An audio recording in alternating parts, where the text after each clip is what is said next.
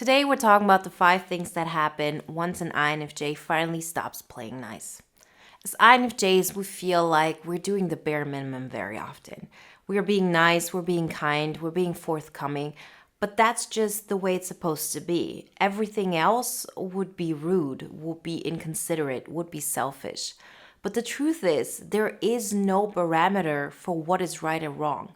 It is most likely the case that we as INFJs are rather too friendly, too kind, too forthcoming. Because the other side of that story is that we're not being kind enough towards ourselves. We're not being forthcoming enough towards ourselves. We're not really taking care of ourselves enough. And once we recognize that it's okay to not play nice, to not be overly social, to not do the things that make us look like the perfect, outstanding friend. But as a human being who has needs and wants themselves, everything changes. So today we're looking into the 5 things that happen once the INFJ stops playing nice and actually becomes kind towards themselves, and as a response, of course, also to others. Before we get started, I want to remind you, if you haven't done this so far, to download the free poster on the INFJ Epic Life formula that shows you how to get to where you want to go from where you are right now. As INFJ, sometimes this feels more difficult to do than it actually is. We just need some guidelines, and that's what the poster is all about. Everything that the poster is really tapping into is the basis of the INFJ Epic Life audio guide. We go in depth there, so you know exactly what to do to tap into your INFJ Epic Life starting today. Everything you need to know in order to get the audio guide and or the poster, you'll find in the links in the description. The first thing that happens when an INFJ finally stops playing nice is that you will have an extreme reaction from the people around you. This is actually one of the reasons why we don't dare to do that. Because at the smallest change and at the smallest hint of, oh, I'm putting myself first, you will get that backlash. And you'll get that backlash not because you're doing something wrong, but because it gets people out of their comfort zone. They have been used to you being the person that they can come to, where they can let it all out, where they can be more of themselves and they don't have to make any compromises. And the moment you start taking up space, of course it's going to bother people. It doesn't make them bad people or inconsiderate. It's just a normal response, and it's something to be expected. But the thing is this, as uncomfortable as it may seem, it's not something that's going to last. It's this disruption that makes people uncomfortable. That's the reason why people react so strongly. And they will react strongly. Yes, there will be people who won't react to you that dramatically, but most people will have some kind of feedback towards you, even if they're not showing it to you. They might change their opinion about you, and some of them will really voice it. They will let you know, no, I don't like this about you. They're not maybe going to say it like that, but their behavior will show it, or when they make some small remarks. The thing is this though, what you're doing is actually showing them more of who you are. They never liked that part of you or that aspect of how you see certain things. You've just hidden it from them up until now. So the moment you reveal that, because you say, I'm not going to hide anymore, I don't have to share everything with them all the time when it comes to aspects that they don't like, but I'm not going to hide parts of me that are actually me. I'm not going to go above and beyond and walk on eggshells in order to make you comfortable, because it probably means that I'm making myself uncomfortable. And people will have that reaction, but that's not necessarily the end result. It's just their first reaction. It's just something we have to be aware of, we anticipate, and then we can walk and work through it. The second thing that happens is that people actually have to make a choice. Up until that moment, you've taken all that responsibility on yourself. You've said, if I put myself first, if I make sure that I'm comfortable first and foremost, it's not going to be good for other people. It might be something as mundane as, choosing what kind of music you want to listen to. When you're with your friend, you're probably going to think about what kind of music do they want to listen to. You're not thinking about what kind of music you want to listen to.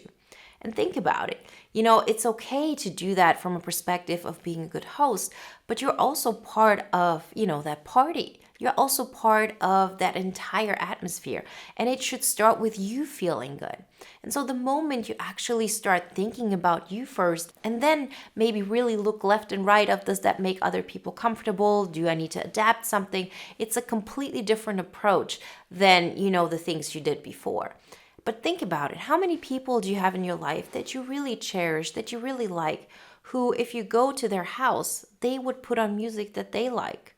Not thinking about, oh, what selfish people those are for choosing that kind of music. You have that judgment towards yourself.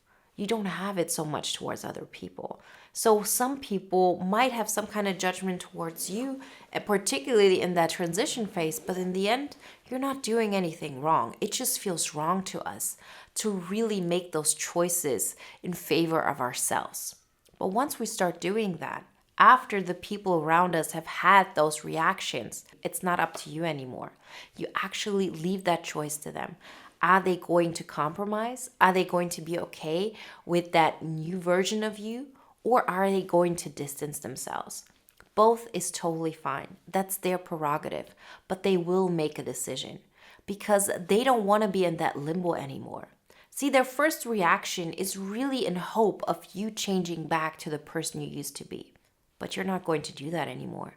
So now it's on them to decide if they're going to adapt their behavior, if they're going to compromise, if they're going to see you in a different light and they want to stay in, your environment, or if they're going to distance themselves. Both is fine to us because no matter what, we're not giving up on who we are ever again. The third thing that happens once an INFJ finally stops playing nice is we will have so much more energy. You will be surprised how much of your energy really goes towards making other people comfortable, not rocking the boat, walking on eggshells, really minimizing yourself in order to give so much energy towards others. Focusing on how you can save the situation for them, how you can make them comfortable. Because deep down, it feels like you're feeling their pain. But once you really start choosing you and you stop looking to the outside first, but you start with yourself, you will let go of so much of that energy that you will have that much more energy left to really get out of your own way, to tap into your potential like you've never had before. That energy that drained you, that you yourself really pushed out because you sort of felt like, I'm not worthy putting that energy into my life. I have to give it away. Now, when you really choose you and you say, I'm going to stop playing nice, you will have that energy. It will be like a cup of water overflowing. And that energy you can put into creating and improving the INFJ epic life on your terms. The fourth thing that happens once an INFJ stops playing nice is the INFJ starts building an undestructible sense of self. That does not mean that we won't be adaptable. That also doesn't mean that we won't be able to be chameleons. But the more you make those choices for you, the more you actually get to know yourself. And you understand that there are parts of you that are not up for debate. They used to be before. When you thought, oh, I have to change myself a little bit more to make that person comfortable. I want to stay connected to them, so I have to minimize parts of me. The more you stop playing nice, the more you actually hear yourself. You hear your energy. You understand yourself better. You tap into that. And you get to know yourself in such a way that you understand there are parts of me that are just not up for debate. Maybe I am a warrior. Maybe I'm somebody who feels excited about new adventures. And I'm not going to pretend I'm weaker than I actually am in order to make other people comfortable. Those are some of the realizations that happen once you really allow yourself to tap into your potential by really, putting a little bit of blinders on of what is going on around you and what you feel responsible for taking care in other people's lives. It really starts with you. And it's that aspect that will have such an immense impact in your life. Because the more you understand what your core is, that is never up for debate, the more of a secure point you have, the more of an anchor you have in your life, and the more you can expand based on that foundation. The fifth thing that happens once an INFJ stops playing nice is the INFJ becomes oblivious to other people's judgments. INFJs are very concerned with how people are going to react towards them, and not in a way of, oh, people are going to think I'm uncool, or people are going to think that I have weird ideas. Yes, this might be an aspect to it, but most of the time INFJs are afraid to come off as too full of themselves or superficial or unkind, and all of those things that at the end of the day are all judgments we have about ourselves. But the more we actually recognize how much better we feel when we stop playing nice, when we really come from a place of, I'm taking care of myself so I can take care of others without needing anything in return. There is no codependency there. It really comes from a completely different state. I already have everything, so now I can give more. When before, so often we think we're so giving, but in the end, we still would want people to appreciate us. We still would want them to recognize what we're giving up for them. If you're not giving up your well-being for others, your love and your appreciation towards others really comes from a freer place. It comes from a place of serenity, and it comes from a place of not needing anything back. I'm, creating all of this energy that makes me feel alive. And, everything that is overflowing, that's what I'm sharing with others. I'm not giving up of my cup of energy anymore, up to a place where, I barely have anything left for me. I'm barely keeping my head above water in order to make people around me feel comfortable. No, now I'm filling up my cup as much as possible. And through that, more energy is overflowing than ever before. And that's the kind of energy I share with others. I already have enough, so I don't need anything in return. Remember, if you want some more guidelines how to get that process started, then check out the free poster on the INFJ Epic Life formula. And if you want to take it to the next level, then get the INFJ Epic Life audio guide. Everything you need to know you can find in the links in the description. And if you want to watch another video now that is in alignment with today's topic, then check out the video you see on the screen right now. I'll see you in the next one.